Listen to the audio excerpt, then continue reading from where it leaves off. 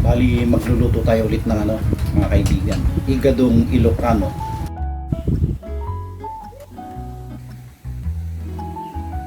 Meron tayong piniling karne.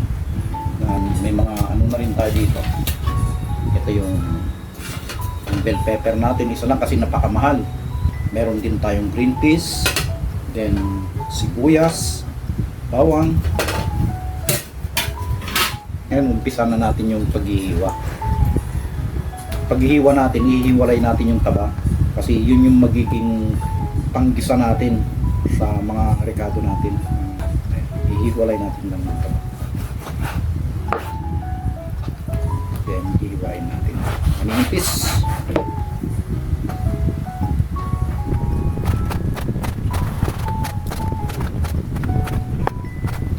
Iba nga pala pagka nagluluto sila mga kaibigan. Bali ano, yung iba pagka nagluluto sila, hinahaluan nila ng ano, hinahaluan nila ng gulay, patatas saka yung carrots. Pero sa amin dun sa Ilocos, sa Abra, pure na ano lang siya, pure na karne lang siya. Wala siyang gulay. Maski nung nasa ano ako sa Bagao sa Cagayan Valley, pagka nagluluto sila doon, hindi nila hinahaluan ng gulay, pure na ano lang siya, pure na meat lang siya, karne.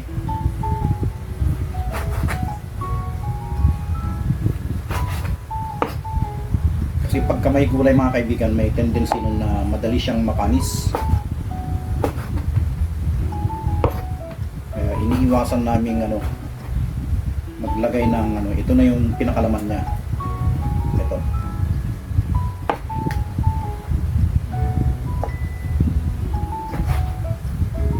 Yun nga pala sa Bagao noon nung nag-aaral ako doon. Pagka may mga kinakasal, ang igado nila doon yung ano, talagang dinidikdik nila ng pinong-pinong, ganun. Kasama na yung baga ng baboy, yung atay. Kakaibang igado yung ginagawa nila nung araw. Pakasarap, napaka-dinamnam yung, tapos yung mga dinikdik na bawang, ayun, imamarinate nila yun, isasama na nila sa pagmamarinate. Iba pa yung igigisa mo na bawang.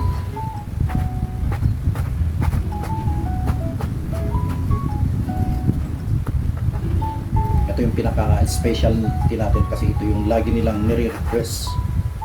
Nung pandemic, nagluluto tayo ng ganito, igado, online yung ano namin. Pagka may mag-order, saka lang natin iluluto. Pero naka-prepare na siya, naka-marinate na yung mga karne, nire-rep na lang. Pag may nag-order, na lang iluluto na lang ng ano, mabilisan. Yung hindi naman order katulad nito, ito lulutuin natin na ano, yung mabagal lang siya. Mabagal yung apoy para mas malasa yung kalalabasan ng igado. Igadong Ilocano.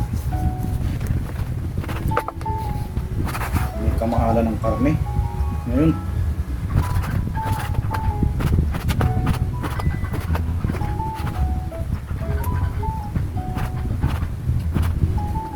bali itong lulutuin nga pala natin, request nung ano, pamangkin ko na galing abroad, galing siya ng ano, Lebanon. Kinailangan na niyang ano, umuwi talaga dahil napaka delikado ang kel. Sabi niya. Sobrang nakakatakot na daw yung nangyayaring ano doon, labanan ng Israel sa yung mga rebelde. Binili pa natin sa ano to, sa may Balintawak market, dahil mas murang ano doon, karne, saka fresh siya. Meron na rin tayong suki doon ako lagi bumibili doon sa nagtitinda ng baboy. Meron silang paninda rin na ano, chicken, manok. Then pag na-prepare natin lahat, kasama yung sibuyas, yung bawang, pwede na nating umpisan magluto.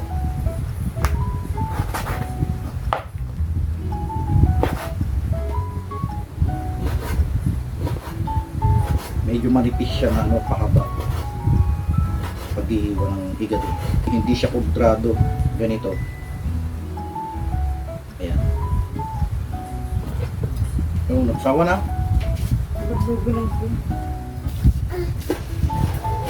Digos. Nakakapag-side na tayo. Nakaready ng kanin. Ulam na lang yung prepare natin.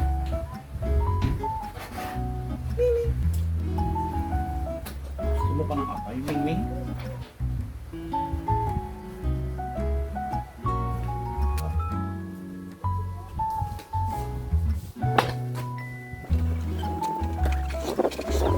Kailangan nga pala pagka bumibili tayo ng pork mga kaibigan, yung balat niya, yung pinakabalat niya dito, kailangan manipis siya para siguradong hindi pa makunat, hindi pa matanda yung baboy na bibilin natin. Ito ano lang siya, manipis yung pinaka balat niya. Saka yung taba, medyo manipis din siya.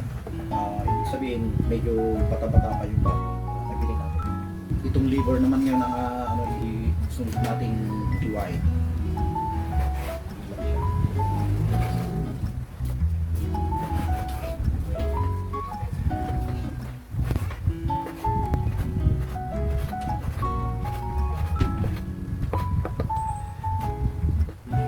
Pwede rin kasi tayo maglagay ng liver spread, pero hindi na tayo bumili. Kaibigan, kasi meron naman tayo atay. Ito na lang yung pang mamarinate natin dun sa laman niya. Iwain lang natin siya ng maninipis para umalo yung lasa ng atay dun sa pinakalaman ng pork natin.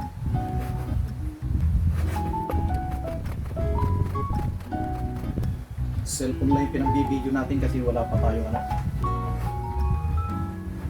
GoPro, hindi ko pa masyadong alam kung paano gamitin.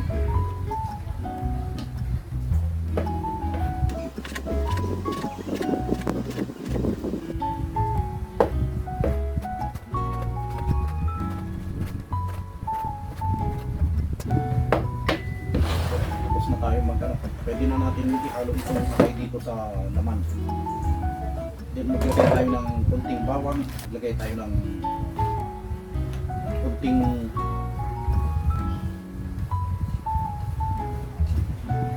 paminta, yung durog. I-mix na rin natin dito. Saka kunting toyo, then kunting suka, paminta, then kunting toyo. Kunti lang ilalagay natin para hindi maglasang adobo yung higado natin. Then pwede na tayo mag-prepare ng mga recado natin. Bawang. Mamaya na lang yung suka. Prepare na tayo ng bawang. Hugasan muna natin ito. Sama.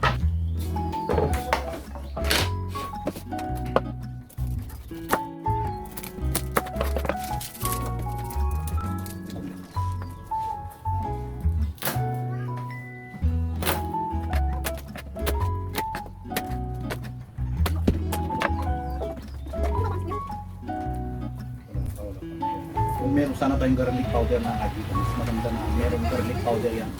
Kaso naubos yung garlic powder natin. Kaya uwanan nyo.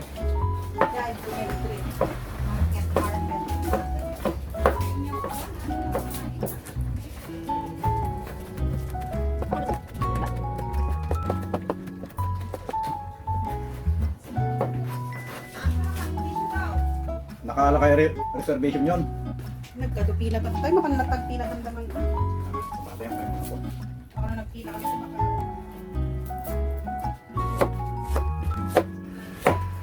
Ito na yung sibuyas natin.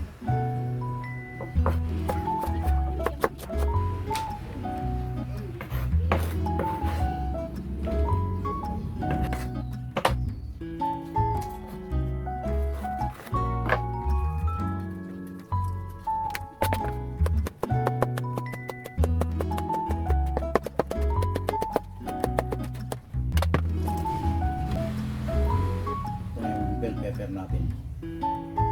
Pagka malapit ng maluto yung igado, saka natin ilalagay ito.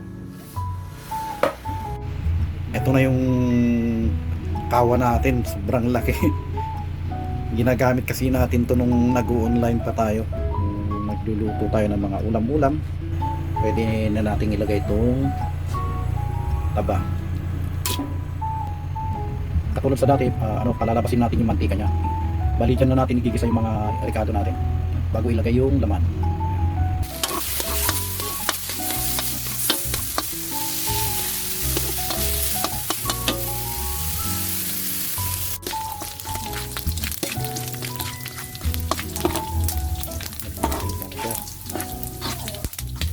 Bawang.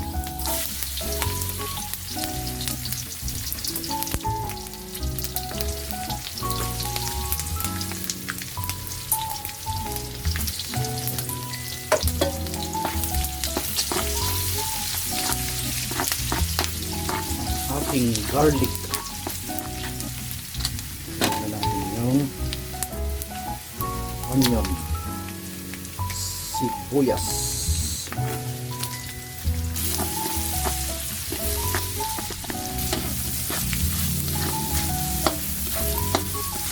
kailangan palabasin yung mantika para mawala yung lansa ng karne natin. Lumalabas na yung aroma ng ricado natin, yung bawang, yung sibuyas. Maya maya kunti ilagay na natin yung pinakalaman ng baboy. Ito ilagay na natin itong pinakalaman ng igado natin.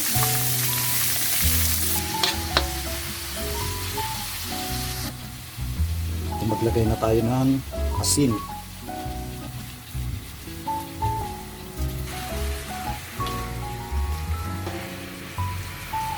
Ayan, tatakpan natin siya mga kaibigan. Tatakpan natin din. Lalabasin natin yung tubig ng karne.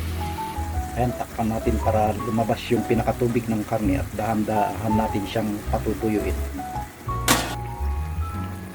Maglagay tayo ng kunting suka.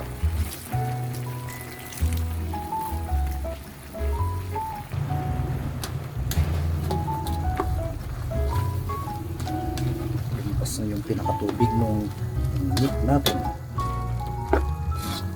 Ayan, dahan-dahan natin yan patutuyuin.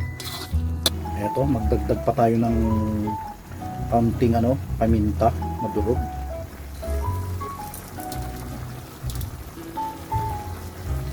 Magdagdag tayo ng kaunting sugar.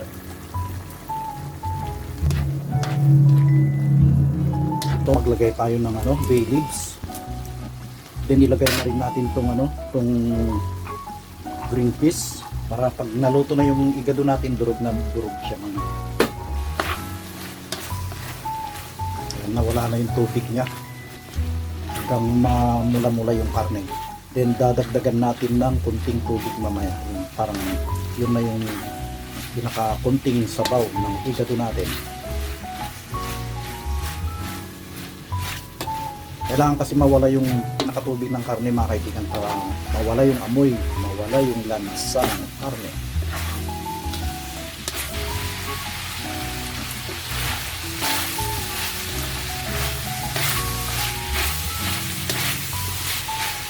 Ayan, tuyong-tuyo na yung karne natin.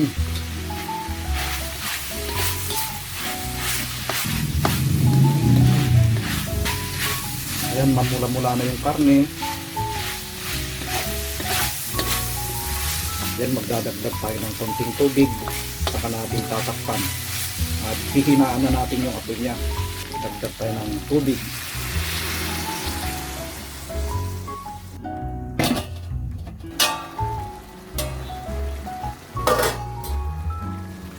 Maglagay din tayo ng ibang sangkap katulad nito.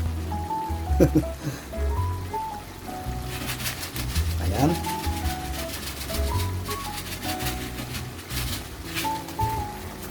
Ito, hindi pwedeng mawala ito.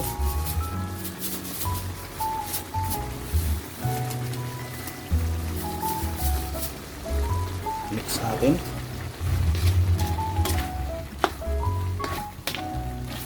Takpan natin. pwede na nating ilagay ito. Bell pepper, kung tawagin sa Ilocano, tabang. Ito.